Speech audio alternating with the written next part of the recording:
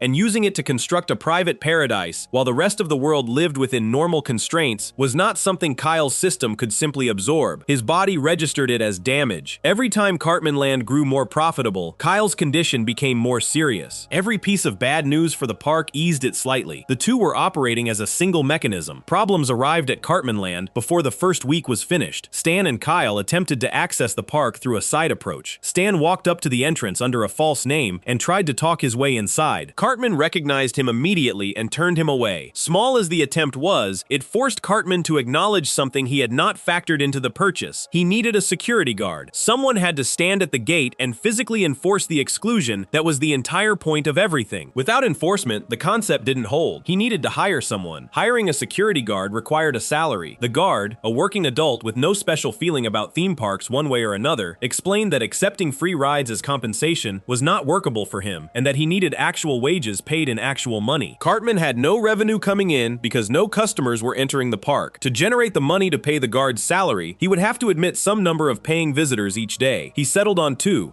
people per day, no more than that, just enough cash flow to cover the single expense at the gate. He told himself this was a negligible and manageable adjustment to an otherwise intact plan. Those two paying customers revealed almost immediately that the rides needed mechanical attention. Equipment that had been running irregularly required upkeep that had been deferred. A maintenance technician was brought in. The technician needed wages. More visitors were required to cover both the guard and the technician. More visitors placed more wear on the rides, which generated more maintenance needs, which cost more money, which required still more visitors. The cascade had its own internal logic and its own momentum, and every point at which Cartman looked for a place to stop it, the stopping point had already passed. Insurance came due next, required by law given the visitor numbers now moving through the park. Civil liability coverage for an operational theme park cost considerably more than Cartman had considered, because he had not considered it at all. Permit renewals arrived. Vendor relationships needed to be established for food and drink if visitors were staying long enough to want them. Every layer of commercial infrastructure that Frank Fun had presumably been managing across years of ownership descended on Cartman Land in a compressed few weeks, each new requirement pushing the admission numbers higher, each higher number pushing the original concept further from anything resembling what Cartman had bought. Within a short period, Cartman Land had become one of the most talked about and visited theme parks in the region. Lines formed before opening each morning. Local news ran segments on the park's unexpected success. Business commentators wrote analysis pieces crediting Cartman's initial exclusion policy as a kind of accidental marketing genius, a manufactured scarcity that had driven public interest to levels conventional advertising could never produce. They were entirely wrong about his intention. They were entirely right about the result. The park was profitable and growing, and the crowds showed no sign of thinning. Despite every dollar of that revenue, misery had settled around Cartman completely. Lines stretched down every path in the park. Other children occupied every seat on every ride. Noise came from every direction at once, without any gap in it. He was living inside the precise situation he had spent $1 million to escape, and it had arrived not because of any single bad decision, but because the thing he wanted could not survive contact with the reality of owning a business in the world. Wanting a theme park entirely to himself turned out to be a desire that had nowhere to land once it met the practical requirements of actually running one. Across town, the hospital had admitted Kyle. His condition had progressed past what could be managed at home. He was connected to monitors and given a restricted diet. Watching Cartman's commercial play on the television mounted in his hospital room, Kyle began working through a problem that the episode treated seriously, even while surrounding it with hemorrhoid jokes. He could not reconcile the existence of a fair universe with the observable facts available to him. Cartman was thriving. Kyle was in a hospital bed. The world appeared to be distributing its rewards in a way that made no sense by any moral framework Kyle had ever been offered. He stopped eating with any consistency. He told his parents he did not think God existed. His condition grew worse. Embedded underneath the medical comedy was a genuine biblical parallel that the episode made explicit. The Book of Job is one of the more theologically uncomfortable texts in the Bible, precisely because it declines to offer a satisfying answer to the question it raises. A righteous man loses everything he has without having done done anything to deserve it, while wicked people around him seemed to prosper without consequence. The question the book leaves open is why a just God would allow this. Kyle's situation mapped onto it closely enough that the episode brought in the imagery directly. He had done nothing wrong. He had not harmed anyone. He was suffering because the gap between what he believed the world should look like and what it actually looked like was the width of Eric Cartman on a roller coaster, alone and perfectly happy. Kyle's hemorrhoid was the story of Job played in miniature, with Cartman as the prospering wicked counterpart, and Kyle as the righteous man absorbing punishment he could not account for. Selling the park became the only remaining option once Cartman could no longer tolerate being inside it. The thing he had always wanted had produced a result so far from what he had expected that staying was worse than the alternative. He arranged a sale and expected to receive his $1 million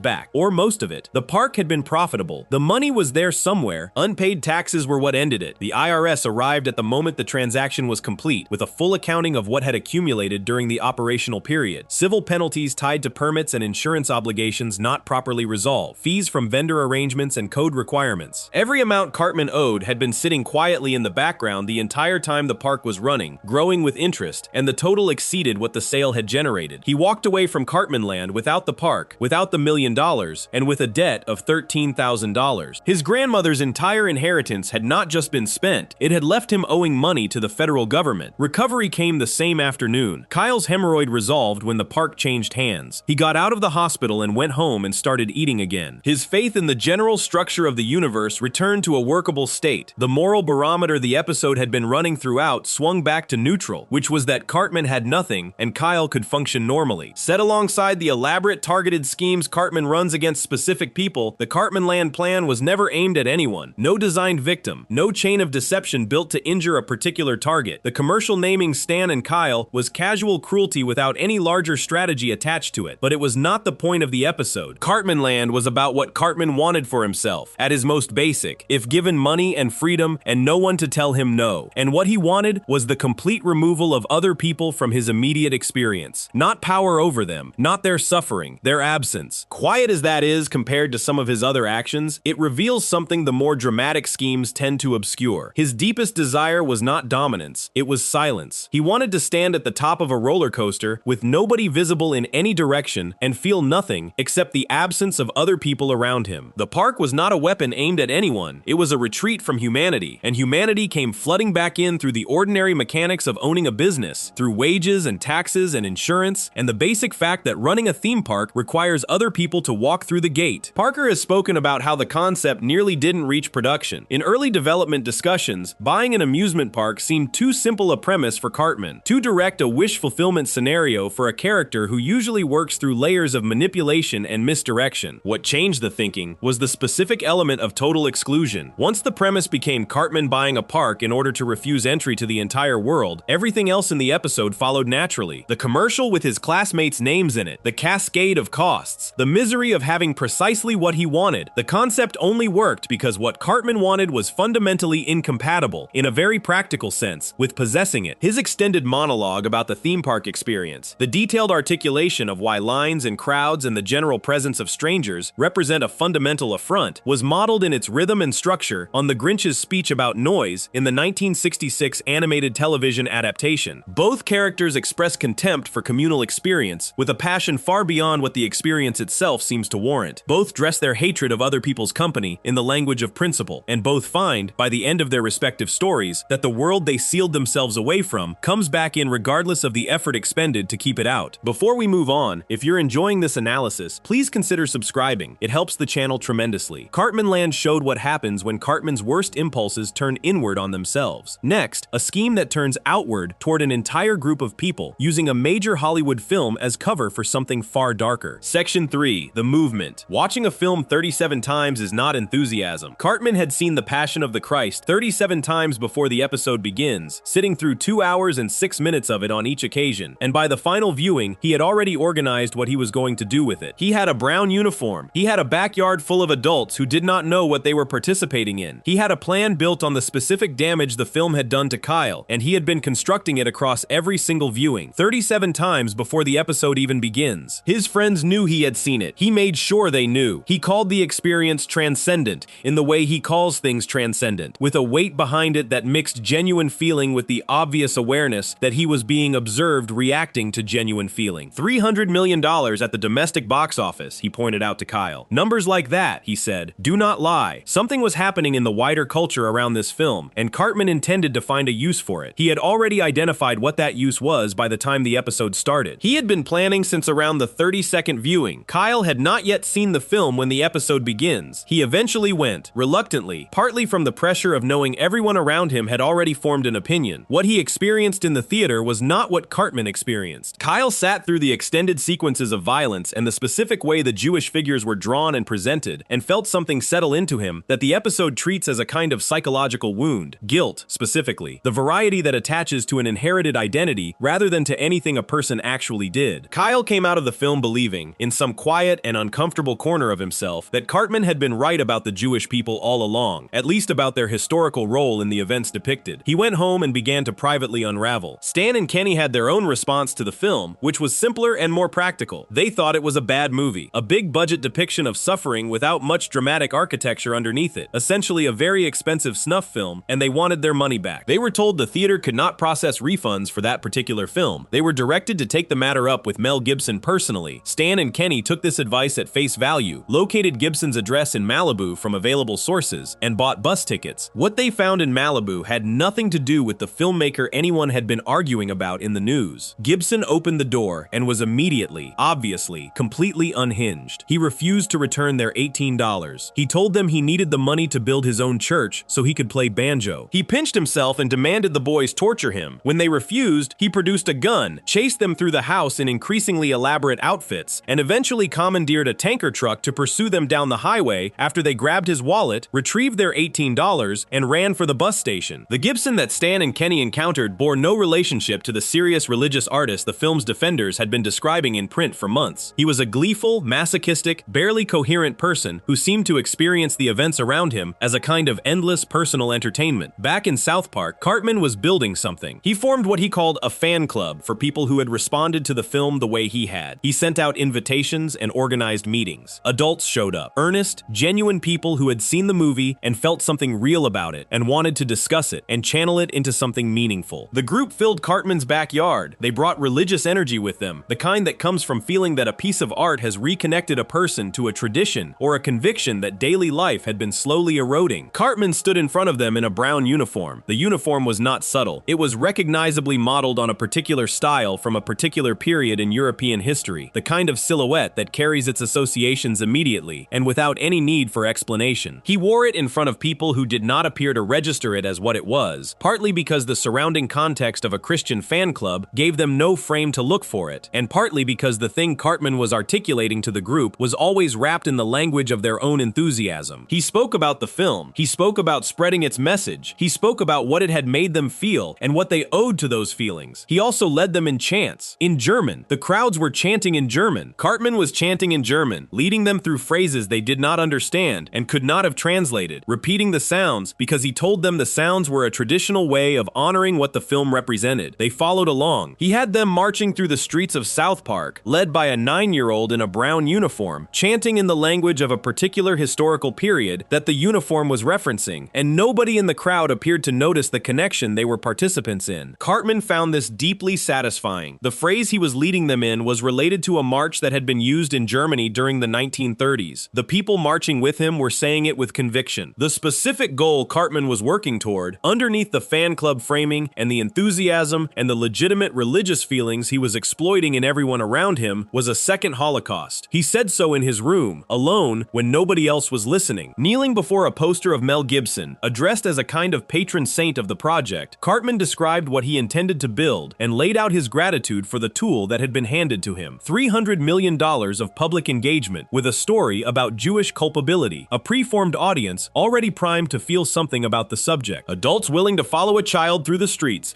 as long as the child was telling them what they were already inclined to believe. He had the structure, he had the crowd, he had identified what needed to happen next. Kyle, meanwhile, was collapsing inward. He had not told anyone what the film had done to him. He found Father Maxey and, without identifying himself as the person with the problem, described a fictional friend who was dealing with guilt over something his ancestors had done. Father Maxey suggested atonement. Kyle took this as a direction and began approaching the people around him and apologizing for historical actions he had no part in. He was genuinely suffering through something the episode treats as both tragic and absurd simultaneously. A kid methodically flagellating himself over events that occurred before anyone currently alive was born, because a film had hit him in a place where his identity was already uncertain. His willingness to accept guilt created an opening for Cartman. Cartman appeared beside Kyle at several moments during the episode, gently affirming that Kyle's guilt was appropriate and that his instinct toward atonement was correct. He never pushed too hard. He let Kyle do the psychological work himself. The film had done the heavy lifting, and all Cartman needed to do was not interrupt the process. Kyle breaking down, Kyle accepting the premise that his heritage carried a moral debt, was in Cartman's construction exactly the psychological state his broader plan required. A Kyle who doubted himself could not mount an effective opposition. What broke the plan open was Mel Gibson arriving in South Park. Gibson had tracked Stan and Kenny back from Malibu and was following the trail of the wallet theft across state lines, with the fixation of someone for whom a personal slight constitutes a genuine crisis. He arrived in South Park in a state of complete theatrical derangement, chasing the boys, wearing unusual costumes, demanding physical punishment from anyone who would engage with him. He rolled in the street, he made noises, he smeared his own feces on the side of a building with evident joy. Cartman's followers watched this happen. The adults who had been marching through the streets and chanting in a language they couldn't translate stood in a crowd and watched the man they had organized around perform what amounted to a full psychological unraveling in front of them in real time. Gibson's behavior was not ambiguous or open to interpretation. It was not the eccentricity of a serious artist. It was the behavior of someone who had been operating without a functional internal regulator for a very long time, and who seemed to find the public expression of this condition more comfortable than its concealment. The crowd dispersed. The movement collapsed with them. Without the credibility of Gibson as its ideological anchor, the specific energy Cartman had been cultivating had nowhere to attach itself. Gibson then defecated on Cartman's face. This was not symbolic. The episode presented it as a literal physical event, Gibson producing waste and applying it directly to Cartman in front of whatever witnesses remained on the scene. Cartman, who had been orchestrating something he considered historically significant, ended the episode covered in excrement from the figure he had been worshipping in private, while the whole architecture of his plan lay in pieces around him. It was the kind of consequence the show occasionally allows to land on Cartman, one that does not undo anything he tried to do, but makes the specific moment of his failure as degrading as possible. Kyle recovered himself after watching Gibson. The film, Stan pointed out, was not really a window into Christian theology. It was a window into Mel Gibson's psychology. Focusing on the suffering rather than the teaching, Stan said, was a medieval approach to faith, and the evidence of what that approach had produced was currently rolling around in the street outside. Kyle's guilt evaporated. His sense of his own identity came back without ceremony. He had been broken by a piece of cinema that turned out to be less about history than about the person who made it, and once that was visible, the weight he had been carrying simply lifted. Leanne Cartman grounded Cartman after this episode, a fact the show confirmed in a later episode set shortly afterward. The grounding was reported in passing rather than shown directly, which somehow made it funnier. He had attempted a Holocaust using Mel Gibson's global box office receipts as organizational infrastructure, been defecated on in public by his own inspirational figure, and received a grounding as the primary consequence. The disproportion between the crime and the punishment was delivered without comment. What makes this particular scheme different from most of what Cartman does through the series is the scale of the ambition relative to how little he personally had to do. The Tenorman chili required months of personal effort and careful orchestration of specific individuals. Cartmanland was a private withdrawal funded by inheritance money. The movement required almost nothing except showing up in a uniform and leading a chant. The machinery was already running. Gibson had made the film. Audiences had responded to it. Cultural anxiety about its subject matter had circulated widely, and all of this had happened independently of Cartman. He arrived afterward and tried to steer it. He attempted to convert existing momentum into something of his own without generating any of the momentum himself. The episode aired on March 31st, 2004, during a period when the actual cultural debate about the film was still at its peak. Trey Parker wrote and directed it. The turnaround from concept to broadcast at South Park was historically fast, measured in days rather than months, and the episode entered the conversation about the film while that conversation was still happening in real time. It remains one of the series' more formally precise satirical constructions, operating on several levels at once, none of which required Gibson's actual endorsement or cooperation. He was presented as too unstable to have any real ideology at all, which was the episode's answer to the ideological readings people had been attaching to his work for months. Cartman had correctly identified that a cultural moment had arrived and incorrectly assumed it was one he could direct. The moment had its own logic. It moved in directions he could not fully control, and when the figure at the center of it all showed up and demonstrated exactly who he was, the moment ended and took Cartman's plans with it. Before we move on, if If you're enjoying this analysis, please consider subscribing. It helps the channel tremendously. The Passion of the Jew showed Cartman trying to harness something already in motion. Next, a scheme he builds entirely from scratch, targeting a group of people using nothing but a classroom presentation and a made-up disease. Section 4. Gingivitis. Cartman stood at the front of his 4th grade classroom with visual aids. He had prepared materials. He had organized his thoughts into a structured presentation. He had given the subject enough consideration that he arrived with slides,